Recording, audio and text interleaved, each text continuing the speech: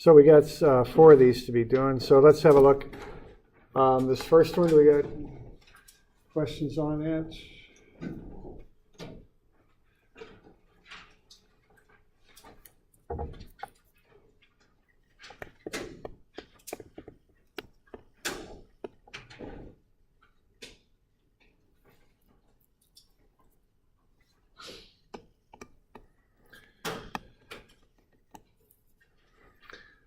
All right, so this one, the way we'll do this is we'll go from path to position vector to velocity vector, okay? That's kind of how this one goes.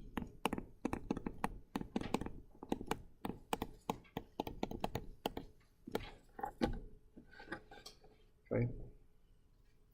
So that's kind of the sequence on it. And so, you know, we were talking about this earlier, how we these are kind of 2 versions of the same sort of problem. This one you had, whoops, not that one. This one you had the velocity vector and you needed to get to the path. This is the other way around. You've got the path and you need to get to the velocity vector. But you know, it's the same sort of ideas. It's just going a different direction, you might say, on working through it. Okay. So what you got there is you've got the path, and you got a little bit of information about velocity. What you've got is the y velocity is 0.27. Okay, and I would assume that's constant, just because you know it's just given as a number. So you want to kind of do that thing you do with word problems, which is translating them, you know, into formulas, so to speak. So what we have there is constant, yeah, it's constant y velocity of 0.27. Well, you know, just to overkill it here, dy dt then is 0.27, and then you can do the whole business with this. Now, you don't really have to do this because you're given the fact it's constant, okay? But again, just to kind of go through these, when t is 0, y is 0, that's given right there. And then you'll have y and t. So the integral of dy is y, and the integral of 0.27, being as it's constant, is 0.27t. Plug in the variables, you get y is 0.27t. All right. Now, you're given the fact that it's a constant velocity, so you don't really have to go through all that, really. You know, you could just use the fact that v is v0 plus at. That would be another way to do it because it's constant y velocity. From that, you can infer that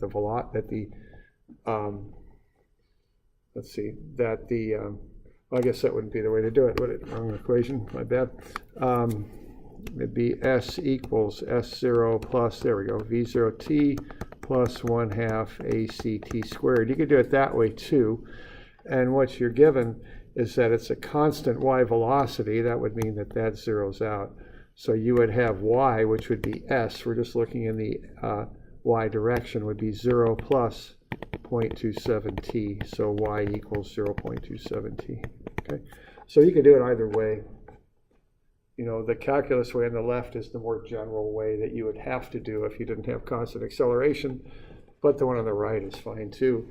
And really, that's just a fancy version of distances, rate times time, right? Rate is distance over time or whatever, okay?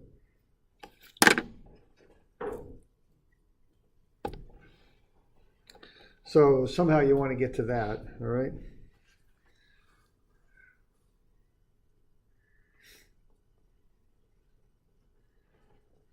Now, the next thing here that you want to do is you've got the position as a function of time, but you also have y as a function of x.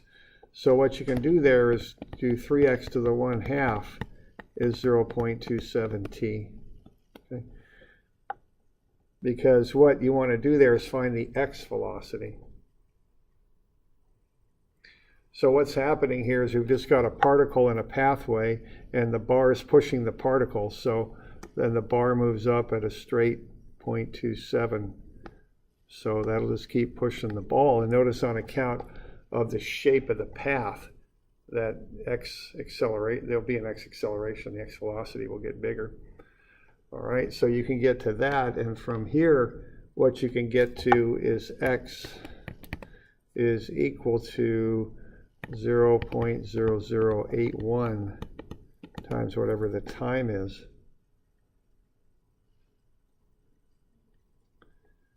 All right. And I'm dropping a square on that, aren't I? There we go.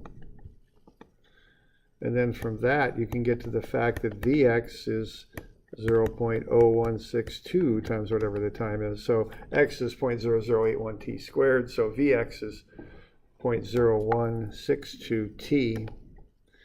And then you can go ahead from there, and we want to know what's going on when the time is 11.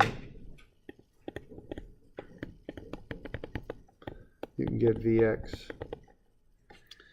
and that's 0.178 meters per second. Okay. So this one, you know, has the same basic things you're dealing with as the previous problem that you already turned in today. You're kind of dealing with that transition from position vector, velocity vector to path. Okay. So we're doing all right with that? Okay. So that's a curvilinear problem with xy coordinates.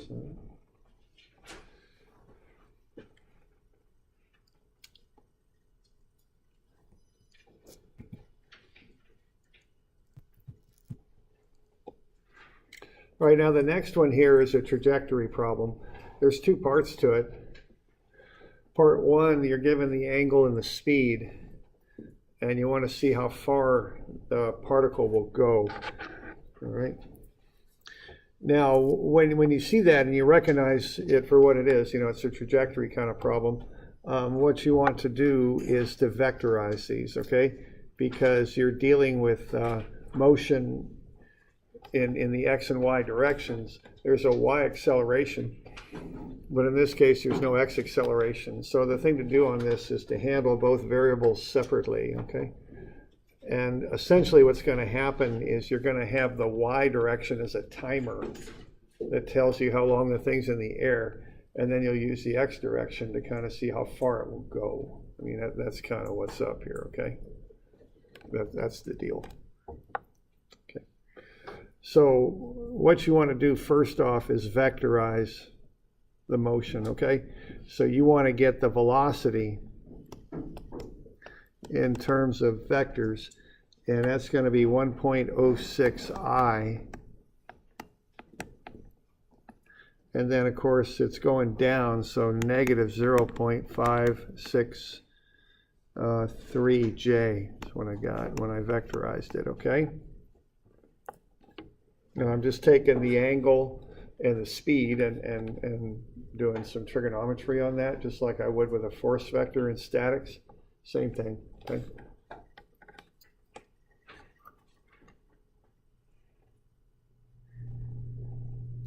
Now, what you do then is you take the two dimensions one at a time, is what you want to do. All right, and so now I found this easier. I think I was mentioning this. I called it plus, called down positive, okay? It just worked out a little easier, a little cleaner. I think I started getting double negatives and things when I didn't do that, and it just, I mean, it was fine. I could do it with positive up, but it just worked a little cleaner with positive down. It just, the math was a little less convoluted, you might say. All right. So what I'm going to have then is I've got AC in the x direction, it's 0, but in the y direction, it's 9.81, of course, because that's gravity. So that's what's going on there. All right. So what I'm going to do in the y direction then is I'm going to use that relationship that S is equal to S0 plus V0t plus 1/2 ACt squared, okay? So that's a constant velocity equation that involves time and distance. And I have those things, so I can plug in everything except for time into that.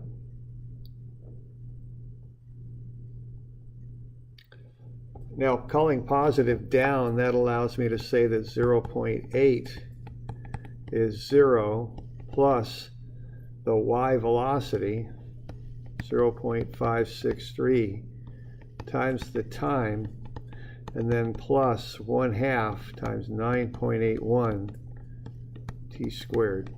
Okay, like so.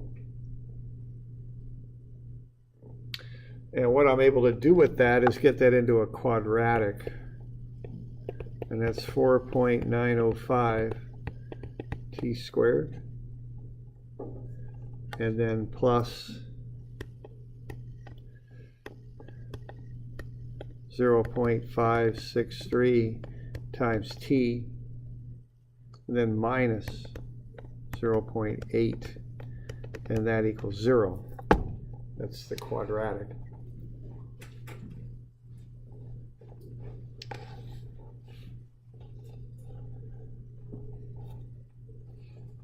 Okay. And then what I would do with that would be to run it through the quadratic equation. Okay, and the quadratic equation tells me that the roots are minus b plus or minus b squared minus 4ac, you take a square root of that, divided by 2a. And what you get are two roots, of course. And the first one is whatever the heck that thing is. What do we got? We've got 0.350.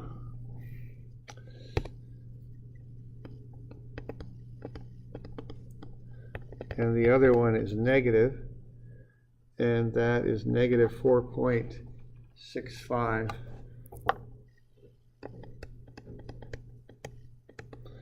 Okay. So I'm just using that constant velocity equation. I'm only doing it in the y direction though, okay? That's all I'm doing. Okay. So the important thing when you're doing these trajectory kind of problems is you treat each direction separately. So x has its own analysis, y has its own analysis. This often involves a bit of trigonometry if you've got, like, as we do on this one, this angled motion. Okay. Now, we don't want to deal with negative time here. We want to deal with positive time. So the time for that thing to hit the ground is 0.35.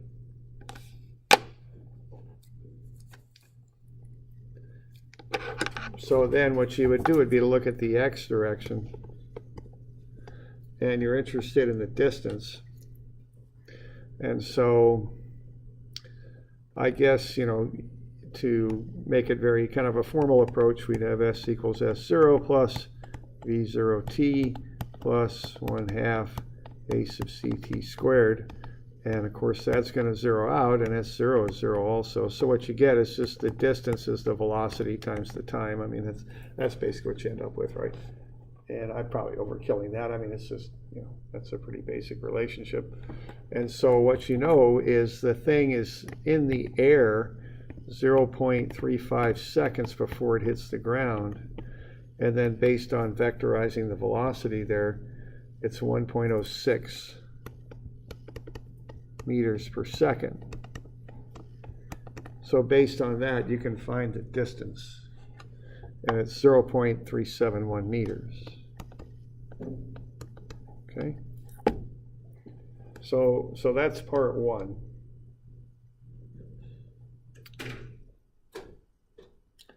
And that's kind of a basic trajectory analysis, and it's based on breaking the motion up into x and y components and analyzing them separately.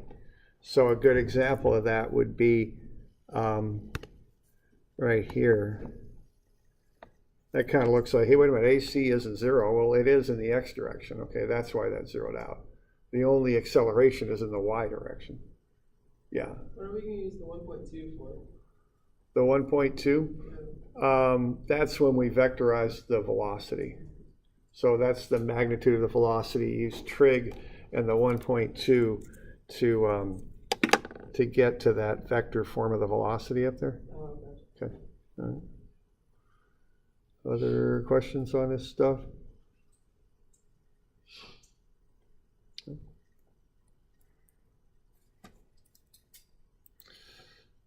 All right, so that's part one, is kind of going through that process. Okay, now, so any other questions on part one?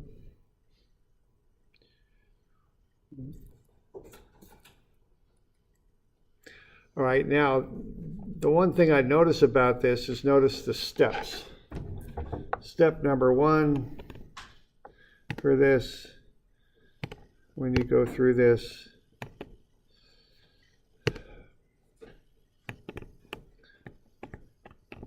is vectorize the velocity. Step number two is use the y direction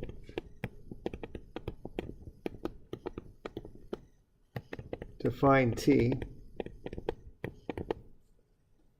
And step number three is use the x direction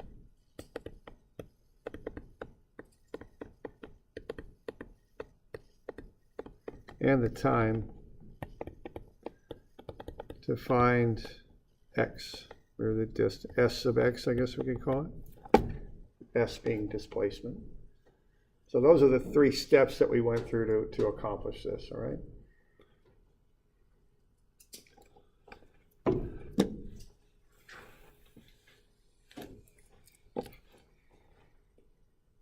So be good with that? Because that'll help us on part two. Now, part two, what's going on with that is you don't know the angle, you know the distance. So really it's the same sort of problem, just with a different variable. Part one, you know the angle, you find the distance. Part two, you don't know the angle, and you got to find the distance. Now, that might be a little bit more challenging than it looks, though, because part of this solution process involves running a quadratic equation. And the fact you don't know the angle means you're going to have cosine up here times the angle and the speed, and sine here. And then you're going to start putting some of those variables into a quadratic equation. And when you start putting cosine and sine into a quadratic equation, it starts getting a little messy, okay? So you might need a little programming help on this one. Now, there could be some, I don't know if MATLAB or Scilab will knock that out. I wouldn't be surprised if it would. You can also do it with Excel, or, you can kind of do this. Now, there's different ways to approach this. But the one reason I throw a few of these problems into these classes, and I want to get across to you an alternate way of solving problems, because I think with the with kind of the background you have in math and science, you're often kind of encouraged to find the exact perfect answer, i.e. like to a mathematician, an angle 60 degrees is what, pi over 3, right? Okay.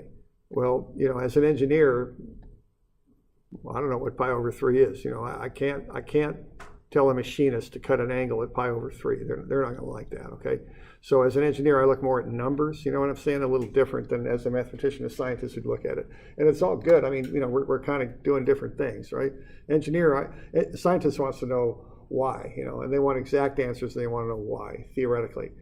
Engineer, I want to know how, I mean, I don't care if I know the perfect theory. I care whether the bridge stands or not. It's different. It's a different outlook. Now, I use the science, and I got to learn it to do what I'm trying to do, but I look at things a little differently, okay? So let's have a look at how you might solve this without needing to run through a really gnarly quadratic and kind of derive an answer, okay? Now, one thing, if Scilab, I'm not quite sure, I don't use it so much, but it might be powerful enough to bust through something like that. I don't know. You might be able to do it yourself and figure out ways to work through it. But there's yet another way. Let's just have a look here real quick. This might take me a minute to find. So here's a way to solve this. I just make a spreadsheet out of it, okay? And, I've got different tools that I use to solve problems. I kind of start with a straight calculator. I've got a programmable calculator I'm pretty good with, so that's the next step up. And then the next step up for me is Excel. And if Excel doesn't work, I'd probably try and find somebody smarter than I am so they can do it for me. I don't know. So that's my progression. Okay, that's how I look at it. So I can do a fair amount with Excel. Now the thing on this is I don't need to get the exact answer. What I need to do is to bracket it, get something high and low, and kind of figure out what's going to work. So I can solve this problem in this fashion. Okay, I got a cell here for the height, 0.8, another one for velocity, 1.2, and then I put one in for the angle. Okay, and that goes in degrees. Now Excel likes to work in radians, so I just got a little formula there to convert it into radians. And because that's what Excel wants. Then I look at the 3 steps that I needed to do to solve the problem, okay? And so the 3 steps were first vectorize it and find the velocity. I can do that. I got X and Y. I marked them I and J, but whatever, okay? I and J from statics, the unit vectors. And then once I had that, I used what? The Y equation with the constant acceleration to find the time, so I can program that. And then I used the time to find the distance. And I just create a series of steps to walk through that process. Velocity, use the Y velocity and get time, use the time and find the distance. And I'm just programming it to do that. And then I just input numbers here. See, I can guess and check real quick with Excel because I just get instantaneous answers. All right? So -5, and see, this one requires a negative on the angle because the angle's down. So it's 5 degrees. I'm looking for 0.45, right? That's what I want. Well, that's not getting it, is it? -5?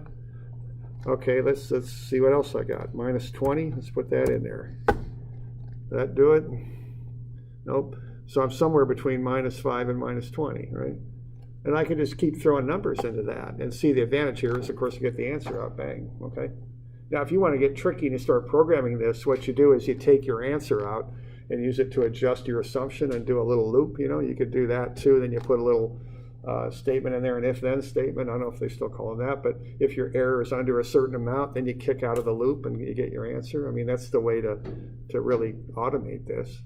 But you don't have to do that level of programming. If you want, you just keep throwing angles in here. Okay? So this is a perfectly good way to solve something for an engineer. It's not a perfect solution. It's not a pi/3 answer, but it's a 60-degree answer. Okay? And I know I've been for some reason getting on this a couple of times in this class, but nothing's perfect. I mean, especially as an engineer, nothing's perfect. And what happens is you get closer and closer to perfect when you start building stuff. What happens to the cost? So going up and up and up, right? And it's not a straight line; it's an exponential. So at some point you got to say this is good and call it good and move on. Okay, it's a little different mindset. And I just want to kind of get that across to you. That as you transition from more a science and math background, especially next year, it's about engineering. Then, it's a different way of looking at things. Okay, and this is a perfectly good way to solve problems, and it saves me banging my head against the wall trying to get the perfect answer quite a bit. It can. Now, you might be able to knock through this and get the perfect answer. I don't know. It doesn't matter. But this is an alternate way, and it works fine. Okay. So learn how to use these tools and how to effectively use them. I mean, all I had to do here was just set up the process. I didn't set it up to find the answer. I set it up to work the process and get to the distance. I can play with my inputs now to get the answer what I want it to be, and that's the proper input. So I'm kind of reversing the process.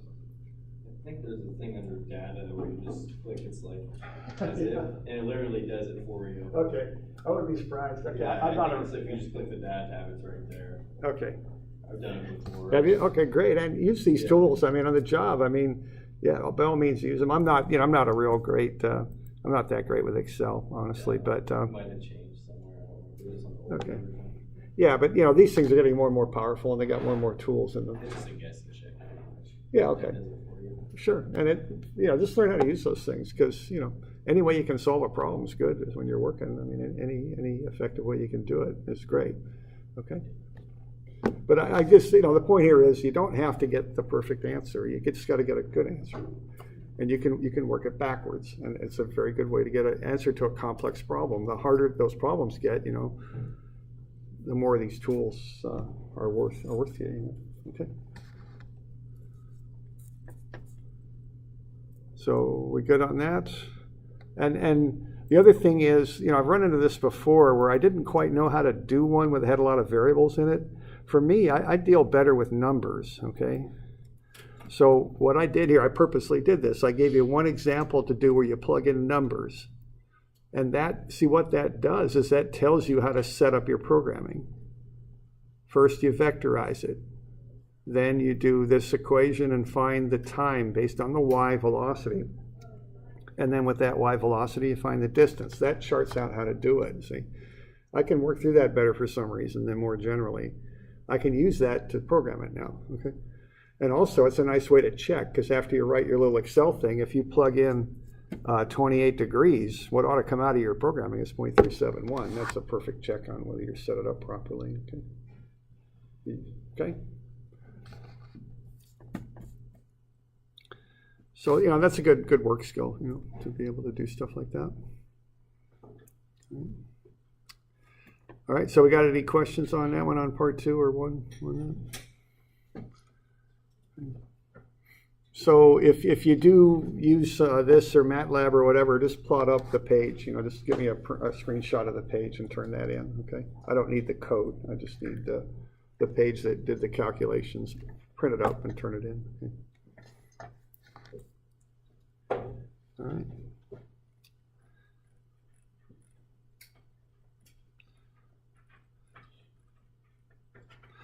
All right, then we get into these ones using normal tangential coordinates. These are kind of the, you know, rotational type problems. Okay, we got a windmill here. When the time is 0, the velocity of the blade is 1.2 meters per second.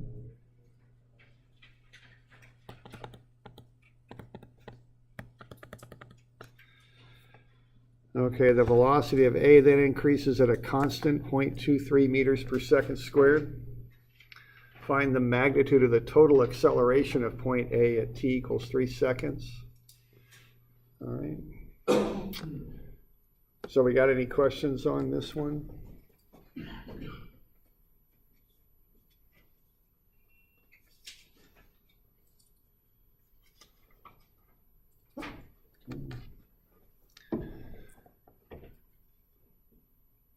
A couple concepts we want to cover here is that A is constant.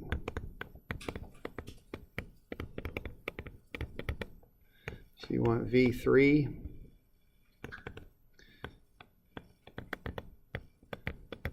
You can just use the constant acceleration equation and get that.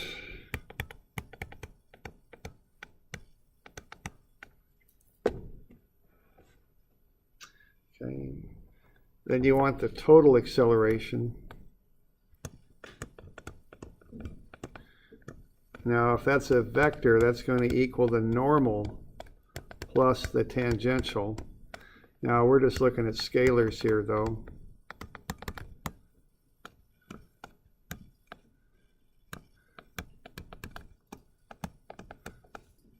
So it's the square root of sum of the squares, so you got to find those two things. Okay, so AN is just equal to V squared over R. I'll let you figure out what AT is, the tangential. It's right there. It's not like there's any real complicated calculations to find it. It's right there for you, okay? And then you get the total. And that should be 0.751 meters per second. Okay.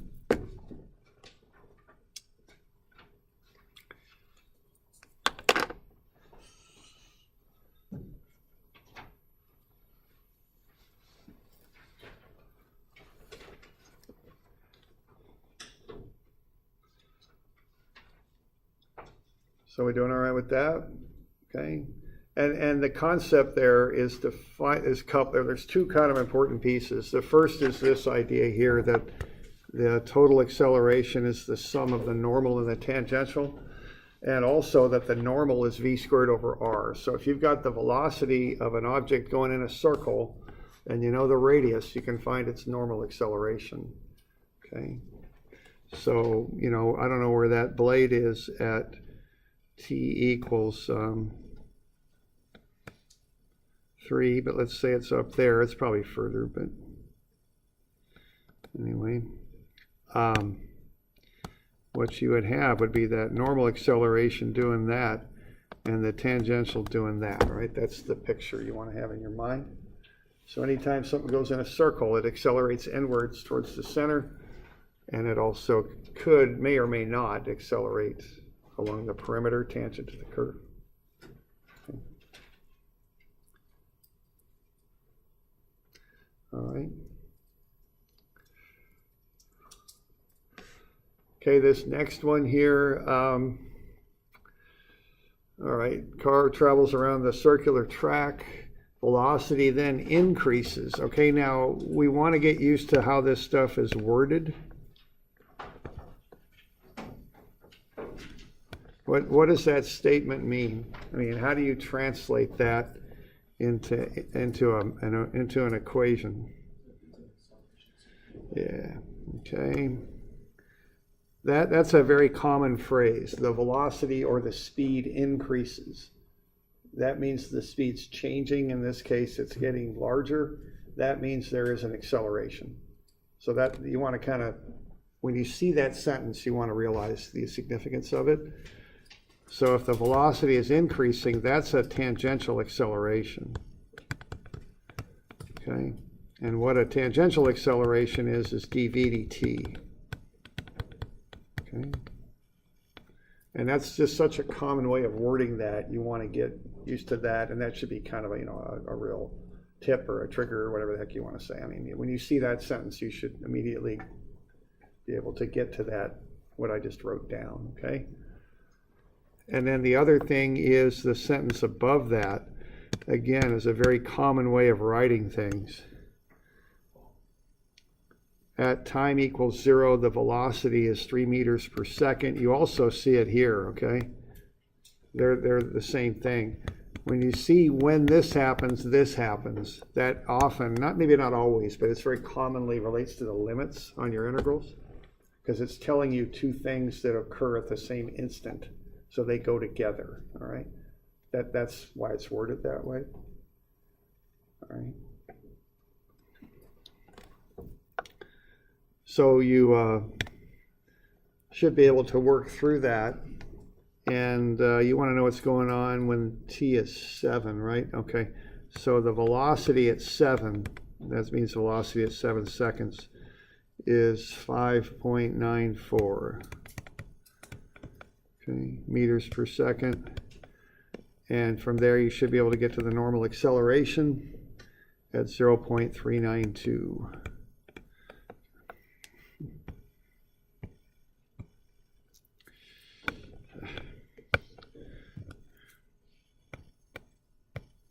Meters per second squared, okay?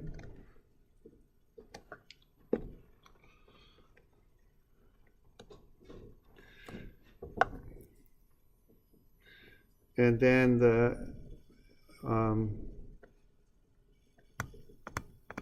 when t is equal to 7, you should be able to get to the fact that the tangential acceleration is 0.84.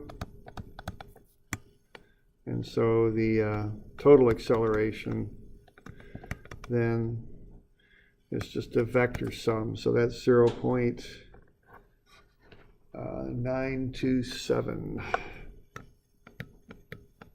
meters per second squared. Okay.